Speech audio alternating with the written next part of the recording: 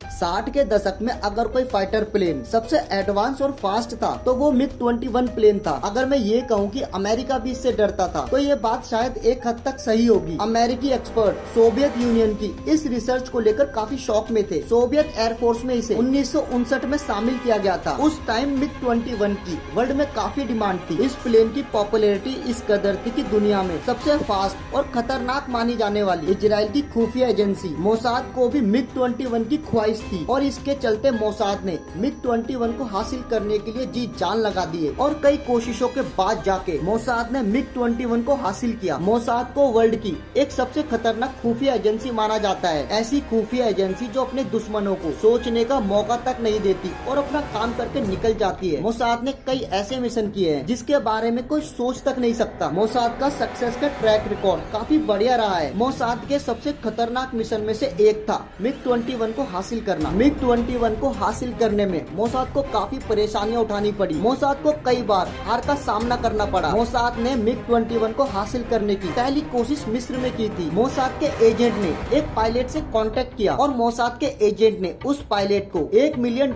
का लालच दिया और उससे कहा कि ये सारे पैसे तुम्हें मिल जाएंगे, लेकिन मिग 21 को इजराइल लेके आना पड़ेगा। लेकिन उस अदीब नाम के पायलट ने साफ साफ मना कर दिया और उस पायलट ने मोसाद के एजेंट की शिकायत मिस्र प्रशासन से कर दी। उसके बाद मिस्र प्रशासन ने मोसाद के एजेंट जिसका नाम जीन थॉमस था उसे और उसके पिता को मिस्र प्रशासन ने 1962 के दिसंबर में फांसी की सजा दे दी और बाकी की टीम को जेल में डाल दिया। लेकिन मोसाद एजेंसी रुकने वालों में से नहीं थी। उसने दूसरी कोशिश इराक में की। इस बार मोसाद ने 2 पायलटों से कांटेक्ट किया और प्लेन को इजराइल पहुंचाने को कहा, लेकिन उन पायलट्स ने मना कर दिया। 2 बार हार का सामना करने के बाद भी मोसाद ने उम्मीद नहीं छोड़ी। साल था 1964 जब मोसाद को सफलता मिली। तेहरान में इजराइल एम्बेसी में एक यहूदी काम करता था। उसकी गर्लफ्रेंड की दोस्त की शादी एक इराकी पायलट से हुई थी। वो पायलट क्रिश्चियन था, जिस वजह से इराकी आर्मी में उसके साथ भेदभाव किया जाता था। क्रिश्चियन होने की वजह से उसे कभी प्रमोशन तक नहीं दिया, जिस बात से वो क्रिश्चियन पायलट इराकी आर्मी से चिढ़ा हुआ था और इराक छोड़ना चाहता था। इजराइल एम्बेसी में काम कर रहे यहूदी ने ये सारी बातें इजराइल को बताई और इजराइल की एजेंसी मोसाद ने इस बात का फायदा उठाया। मोसाद ने अपनी एक फीमेल एजेंट को इराक भेजा। उस एजेंट को उस क्रिश्चियन पायलट से दोस्ती करनी थी और उसे यूरोप के टूर का इनविटेशन देना था। यूरोप में मोसाद का एक हाई लेवल डेलीगेशन मौजूद था जिसके पास बहुत सारी अथॉरिटी थी। मोसाद ने क्रिश्चियन पायलट को लाखों अमेरिकी डॉलर का लालच दिया और उस पायलट को इजराइल की नेशनलिटी और जॉब देने का वादा किया। क्रिश्चियन पायलट ने एक शर्त रखी कि उसकी फैमिली को भी सेफली इजराइल ले जाया जाए। मोसाद ने इस शर्त को बिना टाइम वेस्ट किए मान ली और यहाँ से शुरू होती है असली कहानी। क्रिश्चियन पायलट ने इजराइल का दौरा किया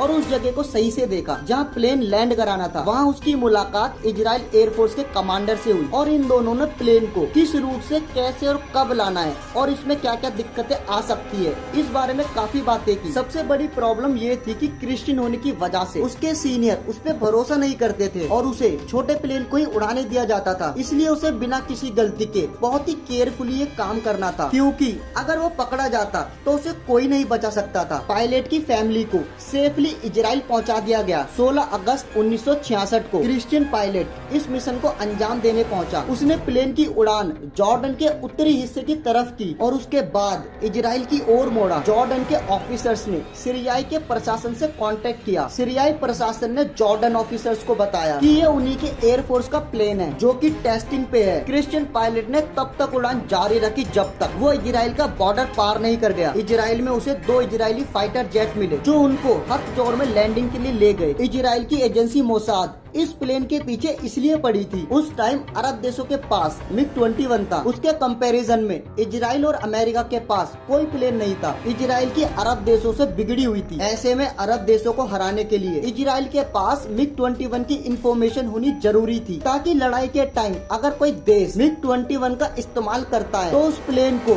इजीली निशाना बनाया जा सके। इजराइल के एयरफोर्स ऑफिसर्स ने मिग 21 की सारी इंफॉर्मेशन ले ली कि ये प्लेन कितना खतरनाक है और इसमें किस चीज का इस्तेमाल हुआ है। उसके बाद इस प्लेन को 007 नया नंबर दिया गया। मिग 21 को इजराइल के एयरफोर्स के प्लेन के साथ उड़ाया गया ताकि पायलट जान सके कि इससे लड़ना कैसे है और कैसे मिग 21 को मार गिराना है। इस तैयारी का फायदा इजराइल को अरब देशों के साथ हुई 6 डेज वॉर में मिला। 6 डेज वॉर में इजरायली पायलटों ने अपना एक भी प्लेन नहीं गवाया, बल्कि सीरिया के 6 मिग 21 को मार गिराया। उसके बाद इजराइल ने ये प्लेन अमेरिका को इसकी छानबीन और कैलकुलेशन के लिए दे दिया। तो दोस्तों वीडियो को एंड करते हैं। आई होप आपको वीडियो अच्छी लगी होगी। अगर आपको वीडियो अच्छी लगी तो इसे लाइक कर देना, मुझे कमेंट करके बताना आपको वीडियो कैसी लगी। अगर यूट्यूब पे ये वीडियो देख रहे हो तो चैनल को सब्सक्राइब कर देना और फेसबुक पे देख रहे हो तो प्लीज यार फॉलो कर लेना। बाकी मिलता हूँ नई वीडियो में, तब तक के लिए बाय बाय।